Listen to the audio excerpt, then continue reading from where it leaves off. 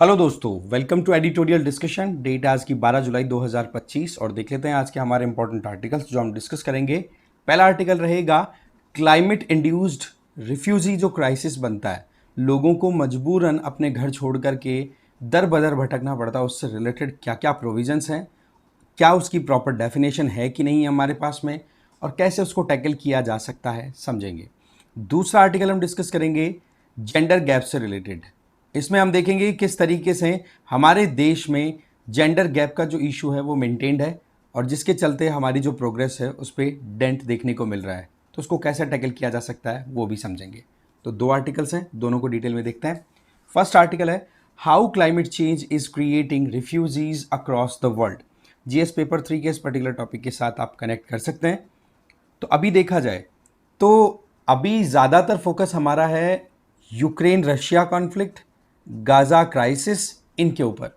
But सही मायने में देखें तो आज के टाइम पर सबसे ज़्यादा लोग जो डिस्प्लेस हो रहे हैं, अपने घरों को छोड़ करके जा रहे हैं, उसके पीछे सबसे बड़ा कारण है क्लाइमेट चेंज, जिस पर हमें बहुत ज़्यादा अटेंशन देने की ज़रूरत है। आज देखें तो ये प्लेनेट की इकोलॉजिकल कॉलेप्स की तरफ इशारा कर रही है कि कैसे समय के साथ में आपका सर्वाइवल ही मुश्किल हो रहा है इस प्लेनेट के ऊपर। तो हमें इस पर्टिकुलर एस्पेक्ट पे ध्यान देते हुए प्रोटेक्शन, प्रिवेंशन, मिटिगेशन, एडेप्टेशन, इन कई एस्पेक्ट्स के ऊपर काम करना ज़रूरी है। तो देखो, वर्ल्ड मेट्रोलॉजिकल ऑर्गेनाइजेशन की तरफ से एक रिपोर्ट के आधार पर देखें तो 600 के लगभग एक्सट्रीम वेदर इंसिडेंट्स देखे गए हैं 2024 में, राइट, जो कि क्लाइमेट चेंज की वजह से ज़्यादा एक्सरबेट हुए, बढ़ चढ़ के दिखे। उनमें से 148 इवेंट्स तो ऐसे थे जो कि अनप्रेसिडेंटेड, कि सोच भी नहीं सकते थे कि इस स्केल की डिजास्टर में वो कन्वर्ट होकर के सामने आएंगे। कहीं पे ज़बरदस्त फ्लड्स आई हैं तो कहीं पे गजब का लैंडस्लाइड देखने को मिला है, ऐसे। और 289 थे जो अनयूजुअल थे, मतलब जिस पर्टिकुलर एरिया में इंसिडेंट हुआ उन इवेंट्स का, वहां पर इस तरीके की एक्सपेक्टेशन नहीं थी जिस स्केल का वहां पर डैमेज क्रिएट हुआ। अल्टीमेटली 1700 लोगों की जाने गई और 8,24,000 के लगभग इंडिविजुअल्स दुनिया भर में डिस्प्लेस कर गए। अब देखो, इकोलॉजिकल थ्रेट रजिस्टर करके एक रिपोर्ट और है जो कि institute for economics and peace उसके द्वारा रिलीज की गई। उसमें सीवियर ड्रॉट्स, सूखा पड़ना, बाढ़ आना, हरिकेन जैसे जो एक तरीके से डिजास्टर आना, साथ ही साथ सी लेवल राइज होना, और जो ग्लेशियर है लगातार मेल्ट हो रहे हैं, वो इनकी वजह से आपको ये प्रॉब्लम्स देखने को मिल रही है। और इनमें सबसे बड़ा कारण है एक तो टेम्परेचर राइज, लगातार टेम्परेचर बढ़ रहा है, ग्लोबल वार्मिंग हो रही है, तो ये आपको इवेंट्स देखने को मिलेंगे। दूसरा, पॉपुलेशन ग्रोथ भी बहुत ज़्यादा हो रही है, जिसकी वजह से जो नेचुरल रिसोर्सेज है उन पर बर्डन ज़्यादा है, रिसोर्सेज की आ रही है कमी, और साथ ही साथ फूड इनसिक्योरिटी का भी एक बहुत बड़ा कारण बन रहे हैं ये। तो कुल मिलाकर के ये कई फैक्टर्स हैं जो एक डिस्प्लेसमेंट या फिर रिफ्यूजी क्राइसिस की तरफ सिग्नल कर रहे हैं और लगातार लोगों को बेघर होना पड़ रहा है। अब देखो, 2050 तक बताया जा रहा है, इन रिपोर्ट्स के हिसाब से देखें तो 141 कंट्रीज सीधा सीधा अंडर थ्रेट हैं, किसके? Major natural disaster. और उसके चलते आप देखो, ज़्यादा भी नहीं तो 20 करोड़ लोग ऐसे होंगे जो सीधा का सीधा खतरे में हैं नेचुरल डिजास्टर में। अब आप सोच सकते हो कितना ज़्यादा मोबिलिटी और माइग्रेशन वहाँ पर होगा। अब सवाल यह है, क्या हमारे पास में जो क्लाइमेट रिफ्यूजीज है, जो क्लाइमेट चेंज की वजह से अपने घरों को छोड़ के बाहर निकल रहे हैं लोग मजबूरन, क्या उसकी हमारे पास में एग्जैक्ट कोई डेफिनेशन है? तो उससे रिलेटेड अगर बात करें तो क्लाइमेट रिफ्यूजी होते क्या हैं, उनके बारे में सीधा ये है कि वो इंडिविजुअल्स या वो कम्युनिटीज जो कि मजबूरन फोर्सफुली माइग्रेट करती हैं या फिर कहीं जाकर के रिफ्यूज लेती है कि कोई हमें शरण दे दे ड्यू टू इकोलॉजिकल थ्रेट्स जो कि क्लाइमेट चेंज की वजह से बढ़े हैं। इसका मतलब अपने खुद खुद के घर को छोड़ने पे जो लोग मजबूर हुए हैं just because of climate change induced threats, right, तो वो चीज़ें अपने आप में सीधा सिग्नल करती है क्लाइमेट रिफ्यूजीज की तरफ। अब क्लाइमेट रिफ्यूजीज को लेकर के क्या हमारे पास में यूनिफॉर्मली एग्रीड डेफिनेशन है इंटरनेशनली? ये बात हमने जनरल बात की है कि क्लाइमेट रिफ्यूजी होते कौन है, but fact of the matter is, क्या इंटरनेशनली कोई लीगल या कोई लॉ के आधार पर इनको डेफिनेशन दी हुई है? तो इससे संबंधित देखो, अगर देखें तो United nation human rights commission, commissioner for refugees UNHCR की तरफ से देखें तो वो क्लाइमेट रिफ्यूजी वर्ड जो है ना, उसको सपोर्ट करता हुआ एक प्रॉपर एक्सप्रेशन यूज करता है। उसका ना वो एक्सप्रेशन क्या है? Persons displaced due to climate change and disaster.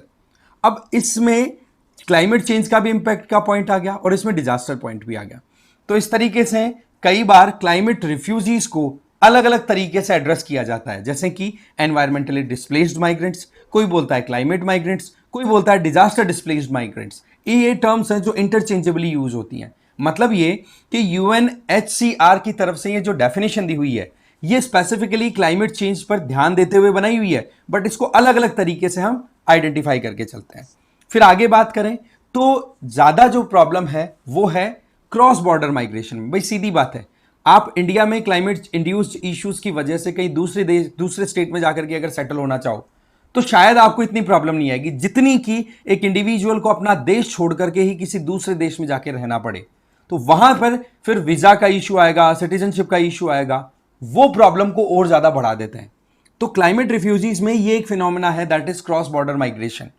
तो ऐसे में लोग इंटरनली डिस्प्लेस होते हैं, उनको इतनी परेशानी नहीं होती जितनी कि क्रॉस बॉर्डर माइग्रेंट्स को होती है।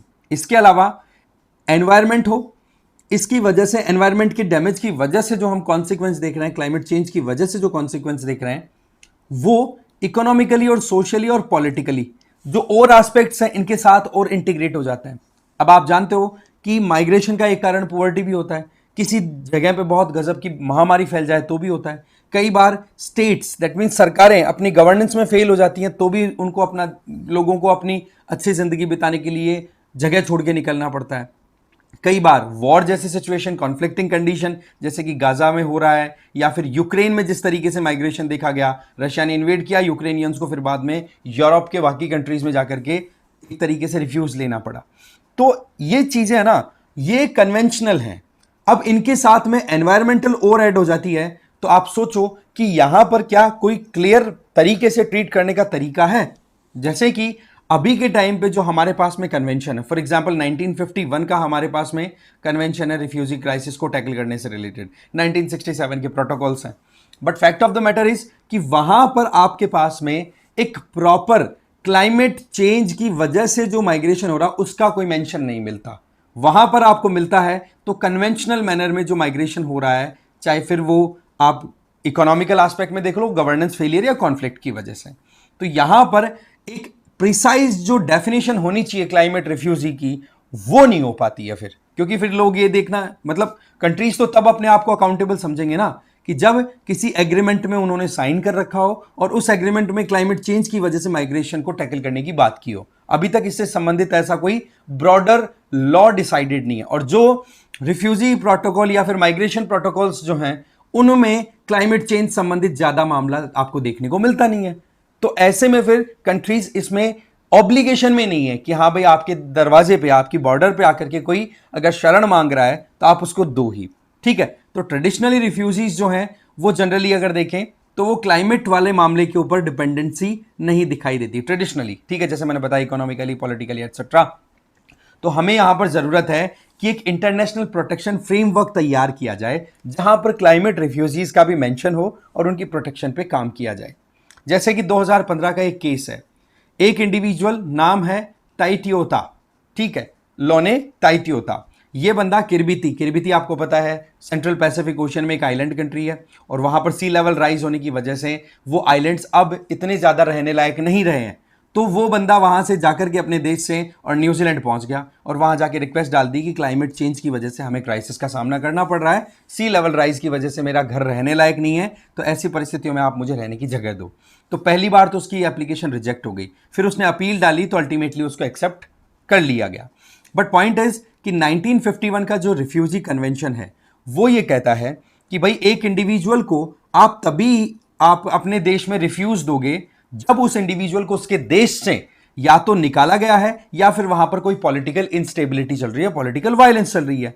अब क्या क्लाइमेट चेंज की वजह से एक इंडिविजुअल अपने देश में पॉलिटिकल वायलेंस का सामना करके आ रहा है या फिर उसको निकाला गया है? ऐसा कुछ नहीं है ना। क्यों? क्योंकि यहां पर पॉलिटिकल वायलेंस का होना या देश से निकाला देना, इसमें सीधा रोल आ जाता है स्टेट का, मतलब गवर्नमेंट का सीधा रोल आता है। बट क्लाइमेट चेंज की अगर बात करें, एक देश पे ज्यादा अगर कहर मच रहा है क्लाइमेट चेंज की वजह से, तो वहां के स्टेट की रिस्पॉन्सिबिलिटी थोड़ा ना, स्टेट तो खुद भुगत रहा है कि भाई हमारे यहां पर इतना इंफ्रास्ट्रक्चर लॉस हो गया। तो ये जो चीजें है ना, ये और ज्यादा कॉम्प्लिकेटेड बना देती हैं क्लाइमेट रिफ्यूजी को। रिफ्यूजी क्राइसिस को, ठीक है। 1951 का रिफ्यूजी कन्वेंशन हो या 1967 का हमारा रिफ्यूजी प्रोटोकॉल्स हो, यहां पर आपको क्लाइमेट संबंधित कोई प्रोविजन नहीं दिखेंगे। इसका मतलब एक प्रॉपर अपडेट की रिक्वायरमेंट है आज के समय में जिस तरीके की रिफ्यूजी क्राइसिस हम देख रहे हैं उसके अकॉर्डिंग, ठीक है। क्योंकि इनके अंदर तो persecution, war, civil unrest, conflict, इनके बारे में प्रोविजंस है, एनवायरमेंट का कोई पोजीशन ही नहीं है। तो इन चीजों को यहां पर मेंशन करने की जरूरत हुई कि नहीं आज के समय के हिसाब से। फिर आ जाओ आप क्लाइमेट डिस्प्लेस्ड जो इंडिविजुअल है, जो कम्युनिटीज हैं, वो तब प्रोटेक्शन ले पाती हैं, जैसे मैं ऑलरेडी बता चुका हूं, जब उनके देश में कोई जो एग्जिस्टिंग जो प्रोविजंस है 1951 का कन्वेंशन और 1967 के प्रोटोकॉल के आधार के अंदर जो प्रोविजन दिए हुए उनसे अगर मैच कर गया तो भले ही उनको प्रोटेक्शन मिल जाएगा, अदरवाइज नहीं। अब आप सोचो, एक इंडिविजुअल क्लाइमेट कैटास्ट्रॉफ को भुगत रहा है, क्लाइमेट डिजास्टर को भुगत रहा है क्लाइमेट चेंज की वजह से, तो वो बंदा कहां जाएगा, राइट।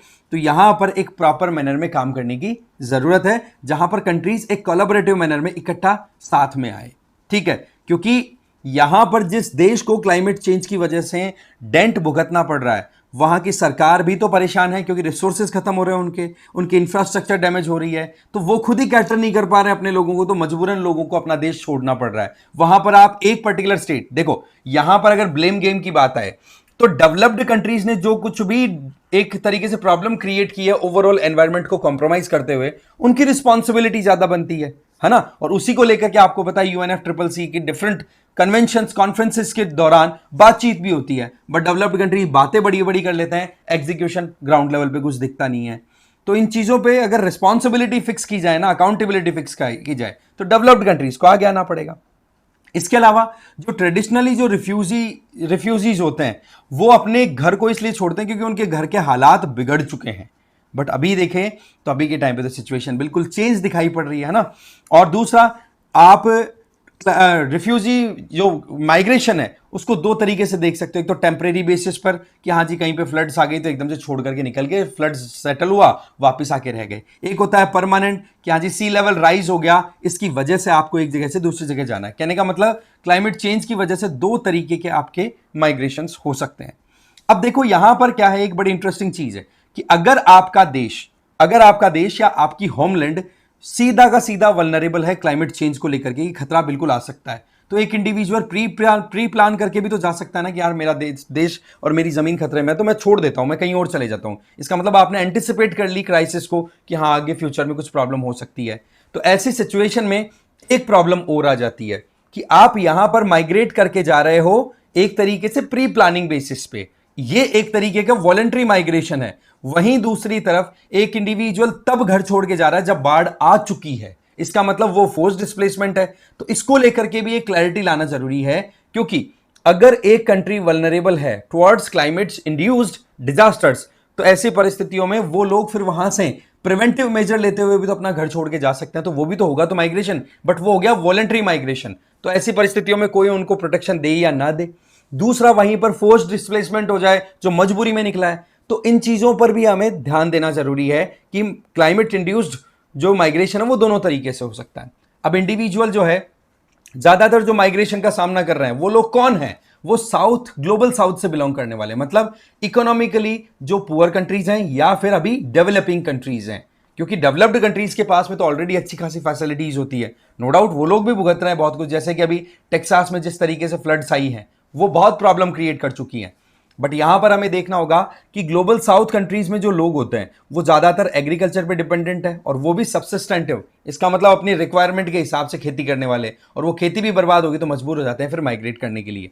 ऐसा ही कुछ आप देख सकते हो सेंट्रल अमेरिका का जो बीच वाला पोर्शन है, निकारागुआ और ये जो कंट्रीज है हॉन्डुरस और ये, इसको ड्राई कॉरिडोर बोलते हैं। यहां पर लगातार सूखा पड़ने की वजह से एग्रीकल्चरल एक्टिविटीज ठप हो गई, तो ज्यादा भी नहीं तो 14 लाख के लगभग इंडिजिनस यूथ को अपनी लाइफ के लिए माइग्रेट करके यूएस बॉर्डर्स की तरफ जाना पड़ा। फिर आपने देखा होगा यूएस बॉर्डर, मैक्सिको बॉर्डर जो है, यूएस मैक्सिको बॉर्डर, वहां पर फेंसिंग करवाने की बात हो रही है, अपनी आर्म फोर्सेस को डिप्लॉय किया है यूनाइटेड स्टेट्स ने। तो ये चीजें क्या शो कर रही है कि भाई हर तरफ जहां जहां पर भी लोग एग्रीकल्चर पर डिपेंडेंट हैं तो वो ज्यादा क्राइसिस का सामना कर रहे हैं। फिर आ जाओ अफ्रीका में साहेल रीजन, ये साहेल रीजन हो गया मोटा मोटा जो आपका सहारा डेजर्ट है उसका सदर्न पोर्शन, राइट। तो वहां से बुर्किना फासो के जो लोग हैं, जनरली एक इंडिजिनस कम्युनिटी की बात करें, तो 2025 के शुरुआत में ही, ज्यादा भी नहीं तो 20 लाख लोगों को वहां से डिस्प्लेस करना पड़ गया, क्योंकि वहां पर सहारा डेजर्ट लगातार एक्सपेंड कर रहा है और जमीन जो है वो काम की नहीं रह पा रही है। समझ गए। फिर आ जाओ ब्राजील के नॉर्थ ईस्ट में, वहां पर 2.5 मिलियन इंडिविजुअल्स को डिस्प्लेसमेंट का सामना करना पड़ा है जस्ट बिकॉज ऑफ फ्लड 2008 से 2022 के बीच में। फिर आ जाओ पैसिफिक ओशन की तरफ, वहां पर जो अटॉल नेशंस हैं, मतलब आइलैंड नेशंस हैं, जैसे कि किरिबिती, टुवालू, ये लगातार क्राइसिस का सामना कर रहे हैं और इन कंट्रीज को अगर सरवाइव करना है तो ज्यादा भी नहीं तो 10 बिलियन यूएस डॉलर्स की रिक्वायरमेंट है, जिससे कि वो अपने आइलैंड जो रीजन है उसको सेफ गार्ड कर सकें, वहां पर सी वॉल बना सकें, ग्रीन बफर जोन बना सकें, तो उसके लिए पैसे की रिक्वायरमेंट है। तो सिचुएशन जो है वो इस तरीके की बनी हुई है, कहीं पर ड्रॉट्स तो कहीं पर फ्लड्स तो कहीं पर सी लेवल राइज। बांग्लादेश के कोस्टल एरिया की बात भी आ जाए, 2050 तक आइडिया ये लगाया जा रहा है कि गंगा ब्रह्मपुत्रा डेल्टा का 17% एरिया जो है वो सबमर्ज हो जाएगा, पानी के नीचे डूब जाएगा। अब आप सोचो, इससे 2 करोड़ लोगों की जिंदगी खतरे में जा रही है। इसके चलते बांग्लादेश से फिर बाद में लोग इनफिल्ट्रेट करते हैं, माइग्रेट करते हैं इंडिया में, और ये वर्ल्ड का लार्जेस्ट माइग्रेशन कॉरिडोर्स में से एक है। क्योंकि आपको ध्यान है 1947 में जब से हम पार्टीशन का सामना हमने किया है, तब से लगातार ये जो माइग्रेशन रिफ्यूज वाला जो क्राइसिस है, कभी पाकिस्तान की वजह से, अब क्लाइमेट की वजह से भी देखने को मिल रहा है। फिर आगे देखें तो जो ताइतियोता, कौन, वो जो न्यूजीलैंड में जिसने अपील की थी, उसकी अगर बात करें तो उसको तो चलो ठीक है कि एक इंडिविजुअल ने पहले अप्लाई किया था, फिर उसके बाद में उसको अप्रूवल दे दिया गया न्यूजीलैंड अथॉरिटीज के द्वारा। इसके अलावा एक तुवालू से बिलोंग करने वाली फैमिली को भी वहां पर एंट्री दी गई है न्यूजीलैंड में, बट पॉइंट इज कि वहां पर कोई प्रॉपर कन्वेंशन के आधार पर नहीं दिया गया है, ये है वहां पर उनकी रिश्तेदारी के आधार पर। मतलब ये कि तुवालू से एक फैमिली आती है न्यूजीलैंड में, रिक्वेस्ट करती है कि हमें रहने का मौका दिया जाए, तो अपनी रिश्तेदारी के आधार पर। यह पॉइंट क्या शो करता है कि हमारे पास में इंटरनेशनली ऑब्लिगेटरी कोई भी लेजिस्लेशन, कोई भी बाइंडिंग ट्रीटी नहीं है जो कि क्लाइमेट चेंज इंड्यूस्ड माइग्रेशन को टैकल कर सके। तो ये एडहॉक बेसिस पे, टेम्परेरी बेसिस पे जो मैकेनिज्म है, क्या ये सोल्यूशन देंगे लॉन्ग टर्म में? हमें जरूरत है एक लॉन्ग टर्म प्लान के लिए लीगली बाइंडिंग एग्रीमेंट्स की। बट पॉइंट इज कि अभी हमारे पास में जो एग्रीमेंट्स हैं उनमें केवल और केवल एक हामी भरा हुआ सा खेल है, कोई भी कंट्री अंडर ऑब्लिगेशन नहीं है। जैसे कि नानसेन इनिशिएटिव 2012 में लिया गया, जिसका मेन टारगेट यह है कि क्लाइमेट चेंज की वजह से अगर कोई डिस्प्लेस्ड इंडिविजुअल कुछ दूसरे कंट्री में जाके रहना चाहे तो स्टेट्स ने इसमें कंसल्टेशन दिया कि हाँ भाई ठीक है, उस पॉइंट को हम कंसिडर करेंगे।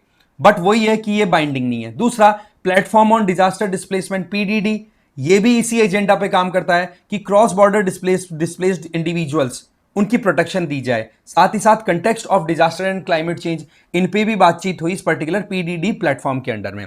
बट पॉइंट इज कोई लीगली बाइंडिंग प्रोविजन ही नहीं है। 2015 में से अभी तक इस पीडीडी को लगभग 100 देशों ने अप्रूवल दिया है, जिसमें पैसिफिक, लैटिन अमेरिका और एशियन, मतलब वो कंट्रीज जो ग्लोबल साउथ से बिलोंग करते हैं और जो कंट्रीज बहुत ज्यादा वल्नरेबल है, उन्होंने अप्रूवल दिया है। बट एक्चुअल में जिनकी रिस्पॉन्सिबिलिटी है वो लोग अभी भी आगे नहीं आ रहे हैं, जो कि डेवलप्ड कंट्रीज अपने आप को कहलाते हैं।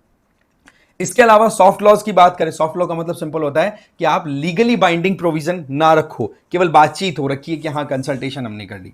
फिर ह्यूमैनिटेरियन विजाज की बात आती है, एक कंट्री से दूसरे कंट्री में माइग्रेंट जाए तो वहां पर ह्यूमैनिटेरियन विजाज के ऊपर आपको ध्यान रखना होगा। इसके अलावा रीजनल रिलोकेशन फ्रेमवर्क्स पे काम करना होगा, क्योंकि एक पर्टिकुलर कंट्री पे क्राइसिस थोड़े ना आएगा, फिर वो तो छोटे छोटे कंट्रीज का एक बड़ा रीजन है, तो वो सारे रीजन को ही क्राइसिस का सामना करना पड़ेगा। तो एक साथ मिलकर काम करना होगा, तब जाके चीजें टैकल हो पाएंगी। ठीक है, तो एक प्रैक्टिकल गाइडेंस होनी चाहिए इस तरीके की डिजास्टर्स को टैकल करना, क्लाइमेट इंड्यूस्ड जो भी मोबिलिटी है उसको टैकल करना।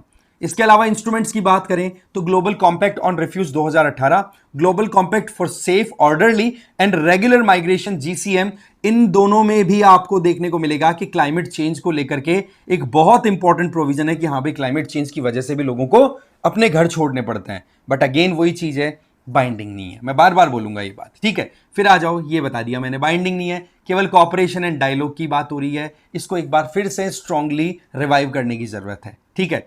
एक कन्वेंशन है, कंपाला कन्वेंशन इन अफ्रीका, इसमें सीधा प्रोविजन है कि भाई इंटरनली डिस्प्लेस्ड इंडिविजुअल्स जो भी है अफ्रीका के अंदर, चाहे वो नेचुरल डिजास्टर की वजह से हो, तो उन लोगों को जो भी स्टेट्स हैं, सरकारें हैं, वो एक्नॉलेज करेगी और वो प्रोटेक्शन प्रोवाइड करेंगी। तो ज्यादा भी नहीं तो ग्लोबल अप्रोच में तो देखो कमी दिखाई पड़ रही है, बट जो रीजनल एस्पेक्ट की बात करें तो रीजनल इनिशिएटिव्स फिर भी लिए जा रहे हैं, ठीक है, तो ये थोड़ा सा हम एनकरेजिंग कंसिडर कर सकते हैं। इसी तरीके का ये फ्रेमवर्क है पैसिफिक ओशन में जो छोटे आइलैंड कंट्रीज सी लेवल राइज की वजह से खतरे में है, तो उनके द्वारा Pacific islands framework for action on climate change और फ्री मूवमेंट एग्रीमेंट, इस तरीके के प्रोविजंस पे उन्होंने अपनी एग्रीमेंट शो कर रखी है कि ज्यादा भी नहीं तो हमारे क्षेत्र में हम जितना एक दूसरे को सपोर्ट कर सकते हैं उतना तो करें, बट यहां पर जरूरत है ग्लोबली ऑब्लिगेशन वाली जो एग्रीमेंट्स है उस तरीके की। तो एक लीगल लैंडस्केप पे काम करना जरूरी है। 2020 में United nation human rights committee ने एक रूलिंग दी थी कि जब लोग इस तरीके से फोर्सफुली अपने देश को छोड़ करके जाते हैं मजबूरन और उन्हीं को आप उनके देश में वापस भेजते हो, तो ये एक तरीके से ह्यूमन राइट्स का वायलेशन है कि नहीं। मानो एक डेवलप्ड कंट्री में क्लाइमेट चेंज की वजह से अगर एक इंडिविजुअल अपने देश को छोड़ करके जाता है और डेवलप्ड कंट्री में रिफ्यूज मांगता है, तो ऐसी परिस्थितियों में उस इंडिविजुअल को वहां से रिटर्न करना ये United nation human rights committee के अकॉर्डिंग बिल्कुल गलत है, क्योंकि वहां पर आप ह्यूमन राइट्स का वायलेशन कर रहे हो। अब यहां पर मामला सिर्फ और सिर्फ फंडामेंटल राइट टू लाइफ का ही नहीं है, यहां पर हमें देखना होगा कि जो international convent on civil and political rights है उसके हिसाब से हमें यहां पर देखना होगा ब्रॉडर पर्सपेक्टिव में, क्योंकि इसका पूरा असर इकोनॉमिकली, सोशली, हर एक एस्पेक्ट में देखने को मिलेगा, ठीक है। तो ऐसे में क्लाइमेट डिस्प्लेसमेंट वाला जो एस्पेक्ट है उसको ह्यूमन राइट्स फ्रेमवर्क्स के साथ में कनेक्ट करो, क्योंकि ये भी एक ह्यूमन राइट्स के लिए बहुत बड़ा खतरा बनता चला जा रहा है। तो ऐसे में एक कलेक्टिव रिकैलिब्रेटेड रिस्क असेसमेंट की प्रॉपर प्रोविजन की जरूरत है। क्लाइमेट अडेप्टेशन और मिटिगेशन, इसका मतलब क्लाइमेट चेंज के लिए हम खुद तैयार रहें और अगर खतरा बन गया तो उससे कैसे निपटा जाए, दोनों की तैयारी में हमें साथ मिलकर काम करना होगा। नहीं तो क्या होगा, देशों ने अगर सी वॉल बना भी लिए, ग्रीन बफर जोन बना भी लिए, अपग्रेडेड कोस्टल इंफ्रास्ट्रक्चर भी डेवलप कर दिया, तो भी आप देखोगे कि ज्यादा प्रॉब्लम किसको होगी, जो लो इनकम इंडिविजुअल्स होंगे। इसका मतलब क्लाइमेट जो जेंट्रिफिकेशन है ना वो साफ साफ दिखाई पड़ेगा, जहां पर ज्यादा खतरा किसको है, गरीब को। तो इस तरीके से आपको एक हॉलिस्टिक अप्रोच लेकर के काम करनी होगी, नहीं तो आप ज्यादा फेवर कर दोगे पैसे वालों के लिए, गरीब फिर से खतरे में बना रहेगा। तो यहां पर ड्यूअल लेंसेज के थ्रू काम करने की जरूरत है। पहला तो देखो ह्यूमन राइट्स को तो आपको प्रोटेक्ट करना है, दूसरा एक लेजिटिमेट प्रोविजन भी आपको करना होगा जिसको सभी स्टेट्स माने। इसके अलावा सबसे इंपॉर्टेंट चीज आ गई कि आप क्लाइमेट रिफ्यूजी का जो जो डिलेमा है कि क्या तो उनकी डेफिनेशन है, किसको आप क्लाइमेट रिफ्यूजी कंसिडर करोगे, कैसे आप उनको प्रोटेक्ट करोगे। भाई इन चीजों को टैकल करने के लिए एक ग्लोबल कंसेंसस होनी जरूरी है, एग्रीमेंट होना जरूरी है, एग्जैक्टली उसी तर्ज पे जैसे 1951 का रिफ्यूजी कन्वेंशन है, 1967 का रिफ्यूजी प्रोटोकॉल है। तो क्यों ना उसी को अपडेट कर दो या फिर नई चीजें आप प्रोविजन करो, जिससे कि क्लाइमेट चेंज बेसिस पर जो लाखों करोड़ों लोगों की जिंदगी खतरे में है वो फिर बाद में इग्नोर हो जाएगी। इसके लिए सीधी बात है एक लीगल प्रोविजन होना जरूरी है, ठीक है। तो ये अपने आप में एक इंपॉर्टेंट आर्टिकल था क्लाइमेट रिफ्यूजी से रिलेटेड, रिफ्यूजी क्राइसिस से रिलेटेड। नेक्स्ट आ जाता है आपका view India's gender gap report ranking as a warning. देखो जेंडर गैप रिपोर्ट अभी रिसेंटली वर्ल्ड इकोनॉमिक फोरम ने रिलीज की है, तो ऐसे में हमारे लिए जरूरी हो जाता है कि क्या प्रॉब्लम्स है हमारे देश में। तो जीएस पेपर 1 के इस टॉपिक के साथ आप कनेक्ट कर सकते हैं। तो ग्लोबल इकोनॉमिक पावर के तौर पे हम राइज हो रहे हैं, डिजिटल इनोवेटर के तौर पे दिख रहे हैं, नए नए आइडियाज आ रहे हैं, यूथ पॉपुलेशन हमारे पास में आज देखा जाए तो सबसे ज्यादा है, 15 से 29 साल का, कल ही हमने आर्टिकल डिस्कस किया था। बट उसी दरमियान जब वर्ल्ड इकोनॉमिक फोरम जैसे इंस्टीट्यूशन के द्वारा global gender gap report 2025 release की जाती है, तो वहां पर हमें दिखता है कि जेंडर इक्वालिटी में अभी भी हम पीछे हैं, हमें अभी बहुत कुछ करना बाकी है। रैंक क्या आई है 148 कंट्रीज में 131, और सबसे ज्यादा प्रॉब्लमेटिक जो स्कोर आया है that is under the pillar of economic participation and health. तो इस पे हमें काम करना होगा, क्योंकि ये केवल सोशल इंडिकेटर नहीं है, ये हमारी स्ट्रक्चरल फेलियर को भी शो करता है कि हमारा जो एग्जिस्टिंग स्ट्रक्चर है, सोशल स्ट्रक्चर मान लो, इकोनॉमिकल एक्टिविटीज का स्ट्रक्चर मान लो, वहां पर हम कैसे एक तरीके से प्रॉपर पार्टिसिपेशन इंश्योर नहीं कर पा रहे हैं वुमेन का, राइट।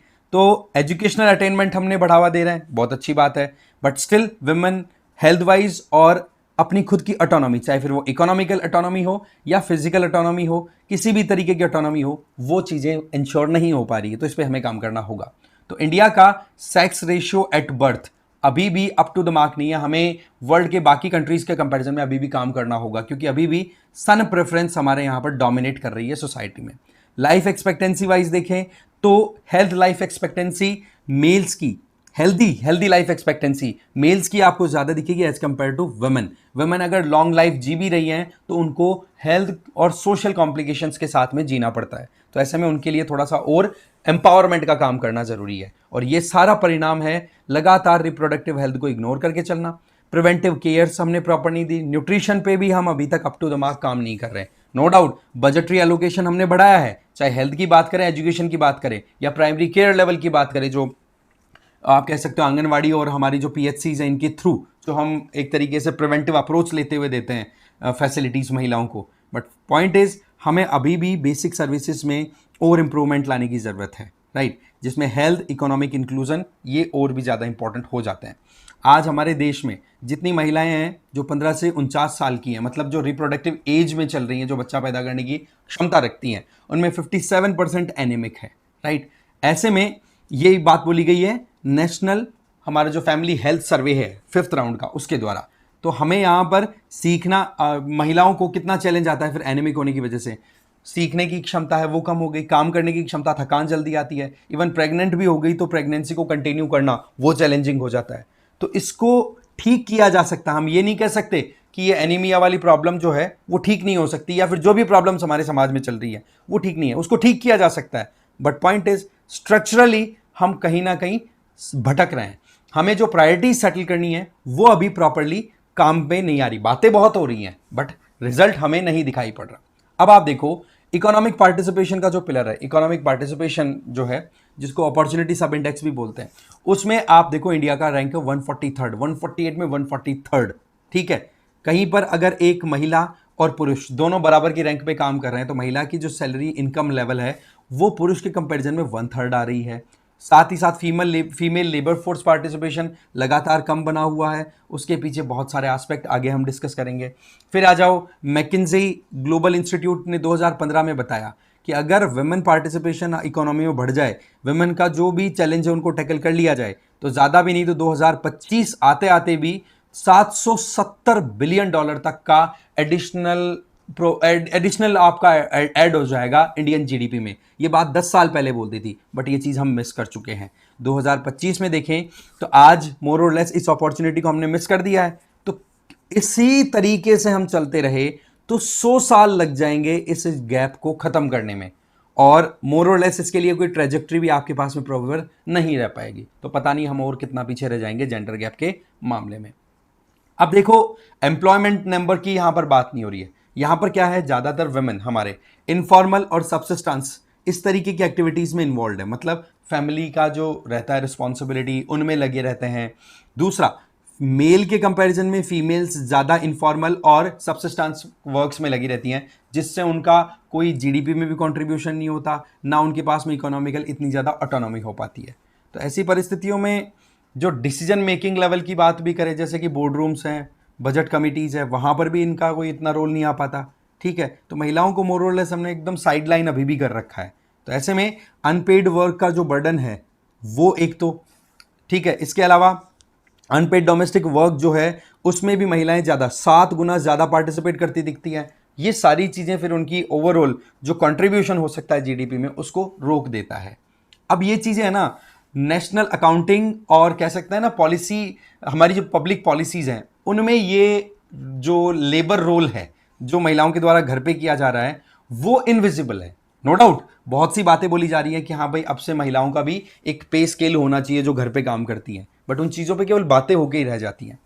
अब केयर इंफ्रास्ट्रक्चर की बात करें, केयर इंफ्रास्ट्रक्चर में हमारे पास में जो भी डिपेंडेंट्स हो सकते हैं, जिनमें चाइल्ड हो गए, एल्डर हो गए, और जो मैटरनिटी बेनिफिट्स जो महिलाओं को देने होते हैं वो, तो ऐसी में हमें इन्वेस्ट तो हम कर रहे हैं, बट पॉइंट इज कि इन पे इन्वेस्टमेंट को हमें और कहते ना कि ग्राउंड तक लेकर के जाने की ज़रूरत है।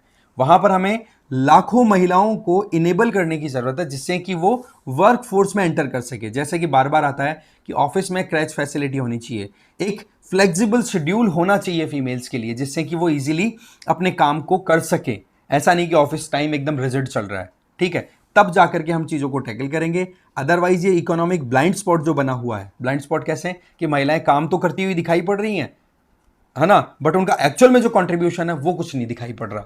तो ये चीज़ें हमें सही से टैकल करनी होगी। यहाँ पर सेंट्रल और स्टेट गवर्नमेंट्स हैं उनकी तरफ से अनपेड केयर वर्क जो होता है घरों में, एक तो उसको रिकॉग्नाइज करने की ज़रूरत है। उसके लिए एक प्रॉपर इकोनॉमिक सोशल पॉलिसी बनाई जाए।